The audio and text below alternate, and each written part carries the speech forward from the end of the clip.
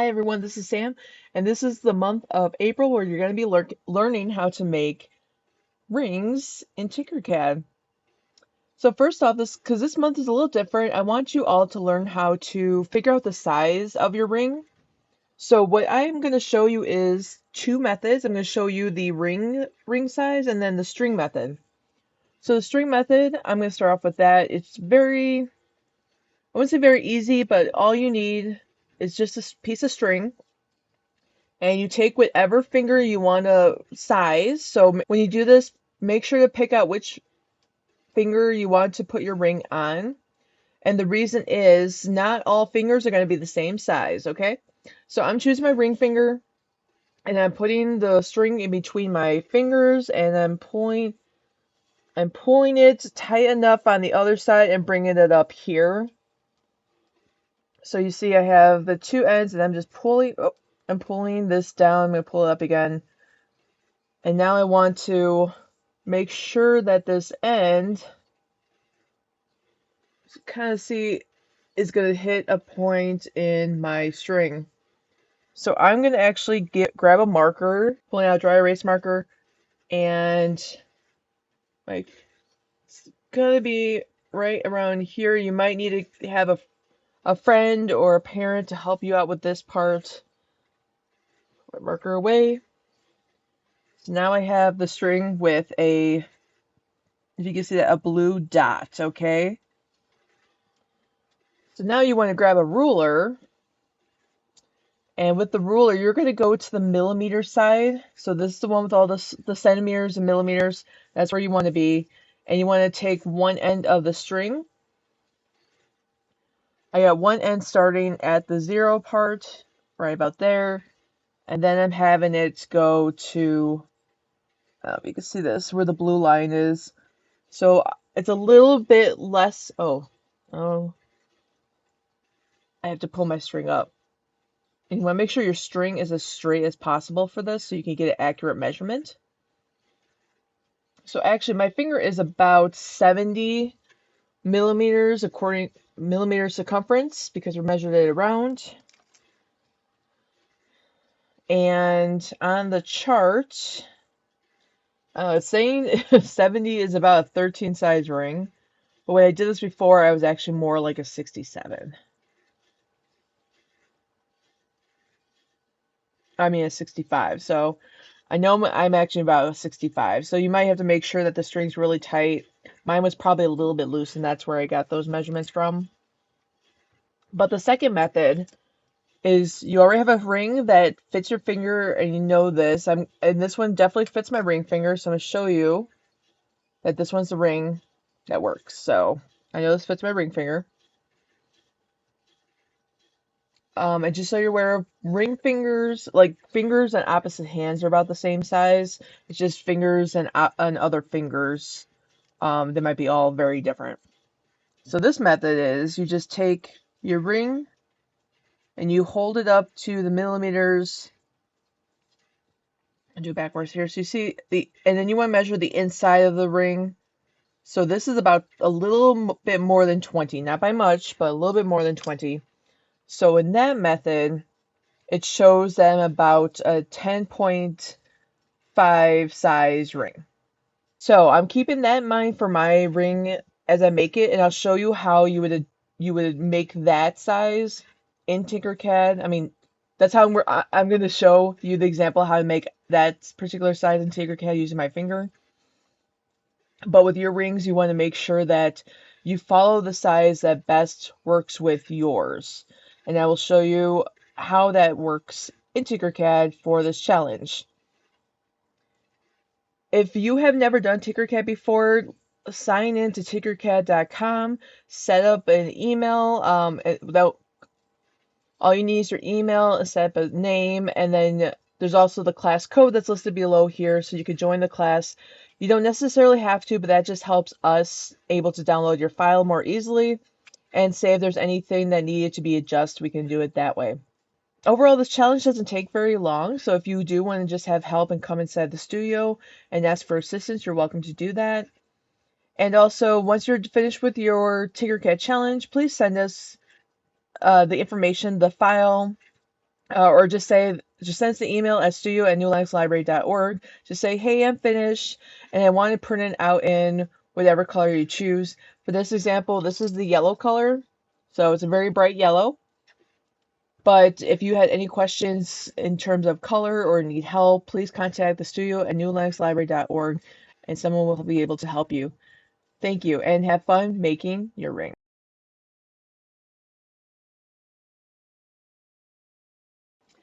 This is going to be your main page when you open up. Yours might be a little different depending if you just sign up, but the way I got here was clicking on this TinkerCAD logo and it will take you to this page.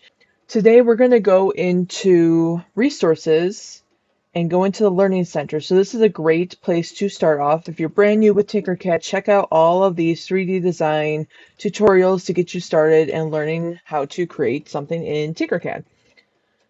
So today we're going to learn something simple. So the simple heart ring is going to be the thing we're going to learn today. And you're welcome to try out any of these other ones to submit it, but I'm going to show you how to get there. So what I'm going to do is I'm going to click start. And so you see here, it's ungrouped actually. There we go. So so this is where it's going to start you off with and dragging the heart onto the work plane. But I'm actually going to not follow these directions, and only because I want to show you how you can get your size. So if I go here, I pull the tube shape onto the work plane. The sizing starts off with 10 millimeters high and 20 by 20 across. What I want to do is, if you look up here where it says radius, I want to change this. So you're going to change the radius to match your ring finger. There's a couple of ways. In the beginning, I showed you how to use a string to figure out how to size your finger. And you take the measurements from that string and you see up here, you can figure out your ring size from there. Or you could take a ring you already have and compare it to this here. So my ring size, I zoomed in, is actually about 11. So if I put the radius at 11 here, the radius actually accounts for the edges of the tube. So unlike what we measured just the interior of the ring, we measured the outside as well. So how to accommodate that and how to change and make sure you get the right ring size, you actually have to include the wall thickness. So if I include the wall thickness, that's actually going to be closer to a 13. So I'm going to type in 13, and that's how big my ring size is going to be. So it's about a 13. It might vary in size. This is not exact. Even when I put it on my finger, it's a little bit on the tight side. But this is a good starting point to figure out what your ring size is. So now what I want to do is I'm going to clean up this basic ring and make it much more smoother. I'm going to increase the sides to 64. I also want to bevel it, and I'll show you what bevel does. So if I increase bevel, I'm going to change it to 1.5, and you see it created like this. It cut the corners a little bit to make them rounded, but to make it really round, you add more bevel to it. So I'm going to put the bevel up to 10, and you can see how round and smooth the ring looks like as opposed to what it was. Now, I do want to change the size. Right now it's at 10, so that's pretty thick. I want to change it to about 6, and I think that's also a pretty thick size. If you saw in the video, it's a pretty big size rings, so you can have yours a little bit thinner than that. I just chose 6 because I thought for my finger being kind of big, I wanted to make sure it fits and you can see it. You can definitely see this ring once I put it on my finger. So once you get to this point, you are virtually done with your ring. But I do want to actually jazz it up a little bit. I do want to add the heart. I do want to add some stars. So what I'm going to do is I'm going to pull the heart shape to the ring I have. Obviously, it's way too big, so I have to decrease the size of this. So I'm going to type in 10 by 10. Okay, so that's a good size.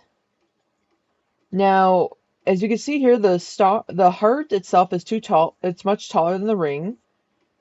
But at the bottom here, it has like an interesting way of attaching. As the ring is curving out, the heart is in the ring. So I do want to, I do like how that looks. So I want to continue that, but I just want to bring down the heights a little bit. So I'm going to change it to 6 because 6 is what the ring we have over here is.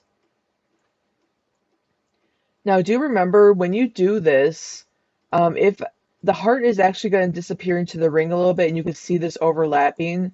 So that's where the heart's going to virtually disappear and it look like one layer. So keep that in mind. If you don't want your ring to do that, you might want to change around how the heart looks. I see in the image here it does do the same thing. So you're welcome to keep that, or you're welcome to increase the size of the heart and move it. So if you say if you increase it maybe by 6.5, you see it came out a little bit at the bottom here. See if I can even this out a little bit. So it came out a little bit at the bottom here, but I can move it. I have to turn off my snapping because the snapping is causing it to move exactly 1 millimeter up. But it could print out like this. So you could potentially have it so you can see the heart point after it's printed. Okay. I'm just going to stick with my 6 because, like I said, I do like how that looks. So I'm going to keep it like that. All right, so the last thing I want to add, now the last thing I want to add the stars. I'm going to choose the yellow stars because they do have the similar shape with the heart. Obviously, it's way too big, so I'm going to take it down to maybe 8 by 8. I don't want to make them as big as a heart. I just want to make them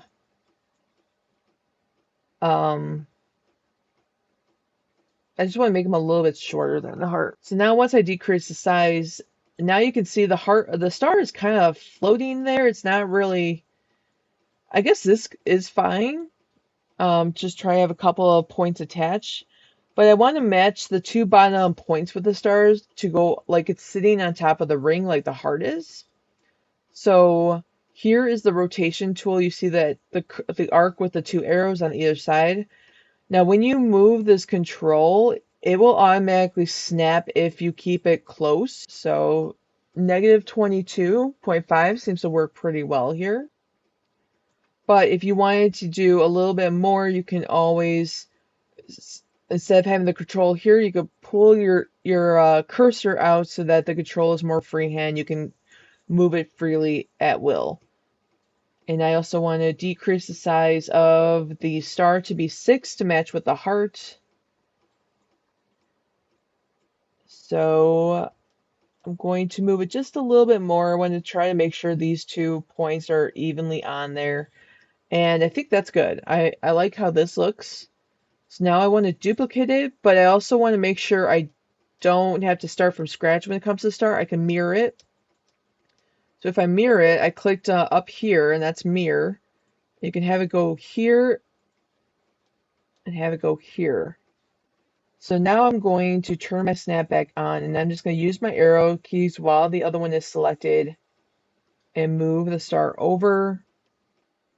I'm trying to see if I can get that mirror perfectly like it was, but I'm not there we go. So it just took a couple times to make sure it fits on there.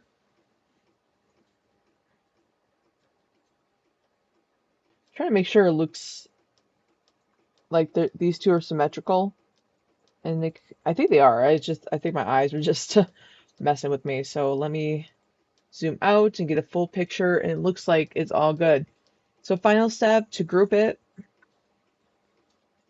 And that's what my ring's going to look like. So once it's printed, you're going to see how it looks. I do want to change this to my initials and then ring, and then whatever color you want to print out as. So I'm going to print mine out in yellow. So I'm changing it to yellow. And there you go. So that's how you make a simple heart ring or simple heart and star ring. And you can take this method and add any other shapes you wish. Do keep in mind though, it might build supports. Supports are little extra pieces of plastic that is used to help keep certain shapes up.